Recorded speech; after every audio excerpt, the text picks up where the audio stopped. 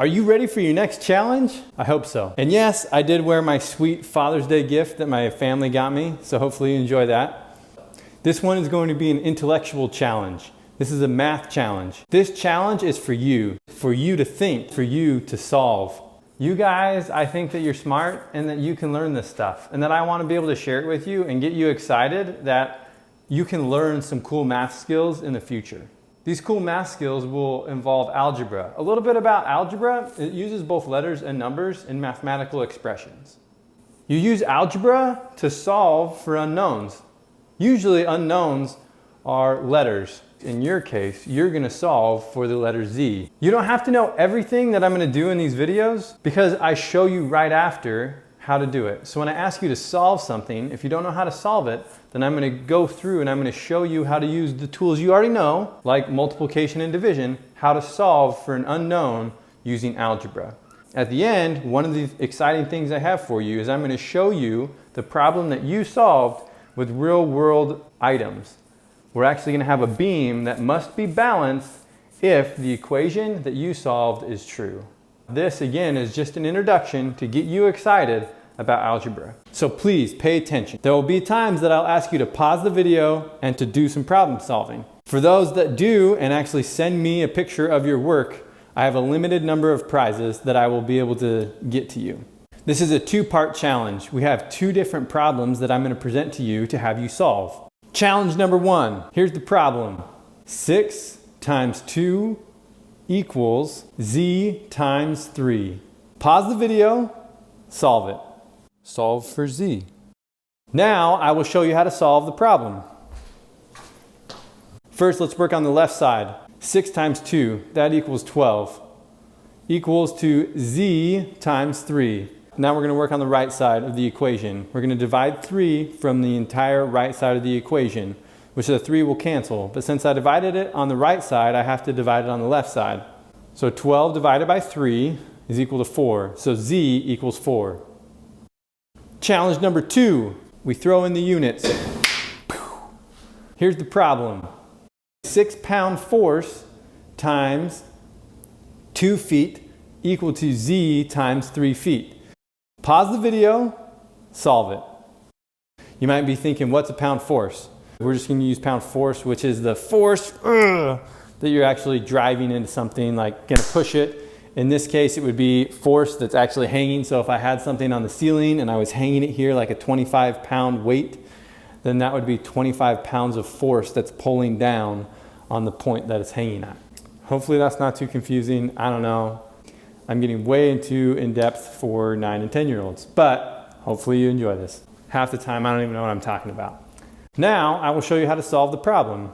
So again, let's work on the left side of the equation. 6-pound force times 2 feet, that's 12, and you combine the units together, which would be 12 foot-pounds. And a foot-pound is known as a torque, or also known as a moment. In engineering, it's known as a moment, which would be a force times a distance.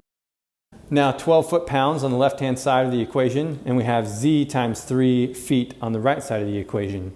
We're going to divide by 3 feet on both sides of the equation. We'll get rid of 3 feet on the right-hand side of the equation, and then on the left-hand side we have 12 foot-pounds divided by 3 feet. So the feet actually cancel out. 12 divided by 3 ends up being 4, and we're left with 4-pound force equal to Z. So Z equals 4-pound force, or 4 pounds. We can just say 4 pounds. So now, instead of putting up some proof, I'm actually going to use real world stuff to show you that the equation that you solved actually works. Okay? So we have this piece of wood that I've actually drilled a hole through, and we put on this pin right here, and I've taped off. Every blue ring is 1 foot from the center. Okay?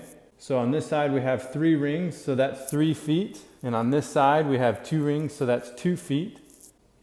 And on this bucket you can see there's a 4. And on this bucket there's a 6. I have 4 pounds of rock in this bucket and 6 pounds of rocks in this bucket. And we have 6 pounds times 2 feet on this side. We have 3 feet times 4 pounds on this side, so 12 foot-pounds equals 12 foot-pounds.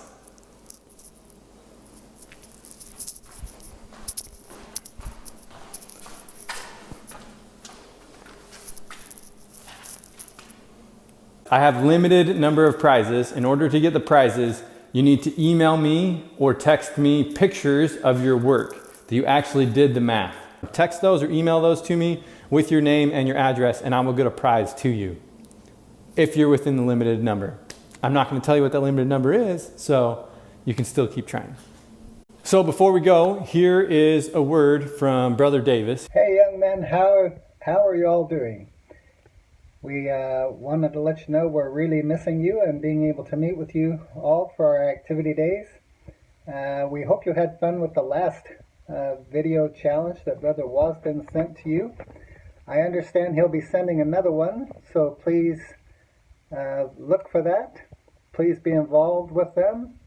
Hopefully in the next month or a little bit after that we can get together again as a group.